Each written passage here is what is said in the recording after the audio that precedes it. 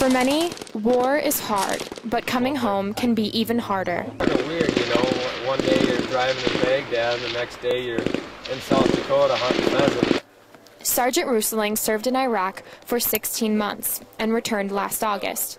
For him and his fellow soldiers, reintegration into life back at home was challenging. The Minnesota National Guard introduced a program in 2006 designed to help soldiers adapt to life at home.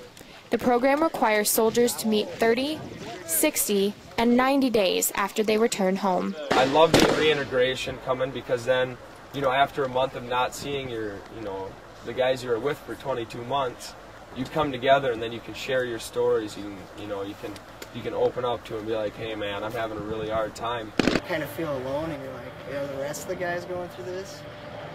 But when you get back into it and you see all the guys and you talk to them, it really helps because they're going through the same thing.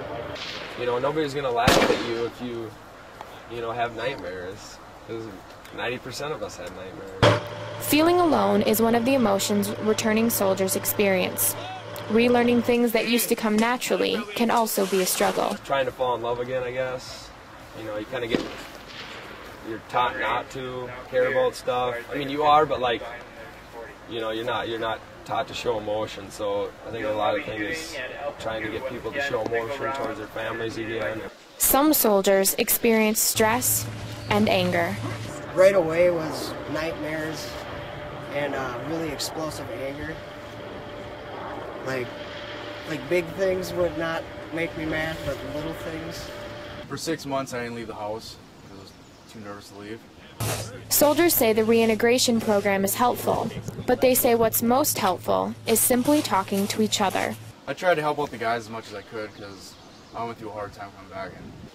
Minnesota was the first state to create a reintegration program. Other states are now modeling programs after Minnesota's. Allison Arling, Camp Ripley.